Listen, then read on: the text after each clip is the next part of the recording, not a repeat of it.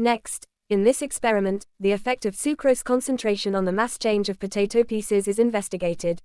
First, fresh potato samples are gathered and cut into uniform pieces to ensure consistency in the experiment. A series of sucrose solutions with different concentrations are prepared, ranging from 0 mol dm cubed to 0.8 moles dm cubed or even 1 mol dm cubed. Each potato piece is weighed and its initial mass is recorded. Next, the potato pieces are immersed in separate sucrose solutions and left to soak for a specific time, typically 1 hour. After the soaking period, the pieces are carefully removed from the solutions, blotted dry with paper towels, and weighed again to determine their final mass. The percentage change in mass for each potato piece is then calculated using the formula. Percentage change in mass equals final mass minus initial mass divided by initial mass into 100. Finally, the texture of the potato pieces is observed to determine whether they have become firmer or softer or flabbier after soaking in the sucrose solutions. The image shows 6 test tubes, each containing a different concentration of sucrose solution, as described in the procedure. An arrow at the bottom indicates how the sucrose concentration increases from left to right.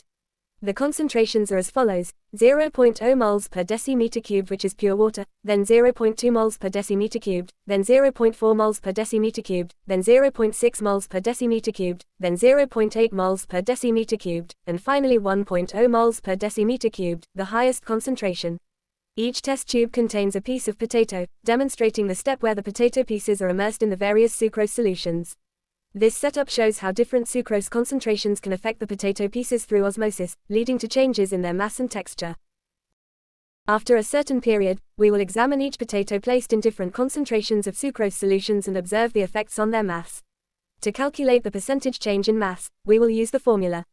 Percentage change in mass equals final mass minus initial mass divided by initial mass into 100. This formula helps us determine the change in mass and provides the necessary values to create a graph. A table will be used to show the sucrose solution concentrations in moles per cubic decimeter and their corresponding percentage change in mass.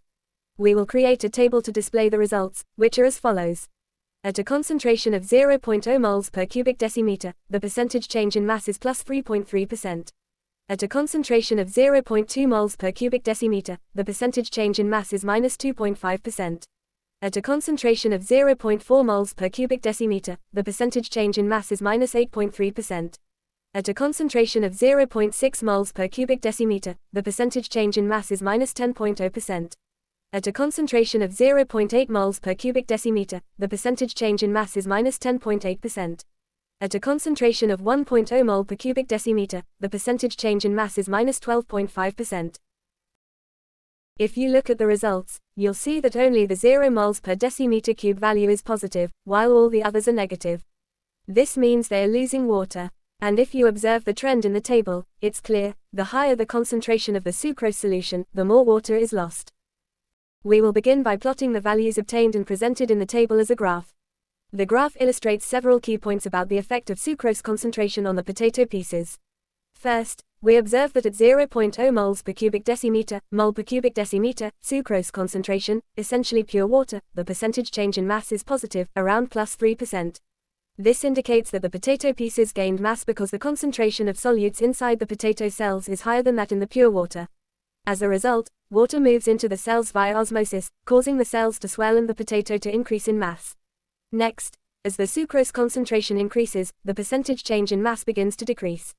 The curve crosses the 0% line at approximately 0.2 moles per cubic decimeter. This means that at this concentration, there is no net change in the mass of the potato, indicating that the concentration of solutes inside the potato cells is equal to the concentration of sucrose in the solution. At this point, water neither enters nor leaves the potato cells.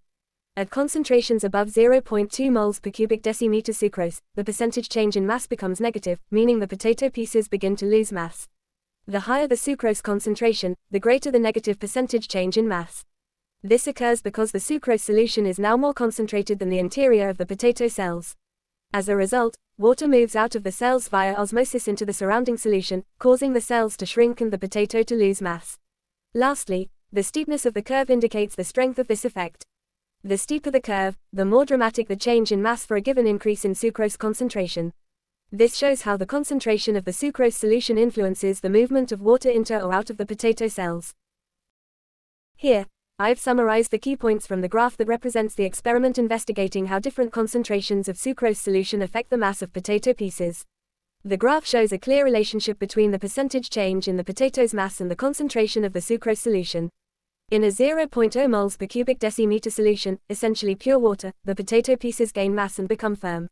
This happens because water moves into the potato cells through osmosis. As the sucrose concentration increases, from 0.2 to 0.8 moles per cubic decimeter, the potato pieces progressively lose mass and become flabby. This occurs because water moves out of the potato cells and into the surrounding sucrose solution. The changes in mass are due to osmosis, with water moving from areas of higher water concentration which is lower solute concentration to areas of lower water concentration which is higher solute concentration. The texture of the potato pieces also changes along with the mass. They start firm when gaining water and become flabby as they lose water, which is linked to the turgor pressure within the cells. In conclusion, the results of the experiment demonstrate the principle of osmosis in plant cells. Osmosis is the movement of water from an area with a lower solute concentration to an area with a higher solute concentration through a selectively permeable membrane. In this case, the potato cells had a higher water potential compared to the sucrose solutions. At a concentration of 0.0 moles per cubic decimeter, essentially pure water, water moved into the potato cells, increasing their turgor pressure and mass, making the cells turgid. As the sucrose concentration increased, the solutions became hypertonic, meaning the water potential outside the potato cells was lower than inside. As a result, water moved out of the cells, leading to a decrease in mass and causing the cells to become flaccid, or soft and limp. In summary, this experiment highlights the vital role of osmosis in plant biology, showing how changes in solute concentrations affect the physical properties, such as mass and firmness, of plant cells. It emphasizes the importance of osmotic processes in maintaining the health and structure of plant tissues.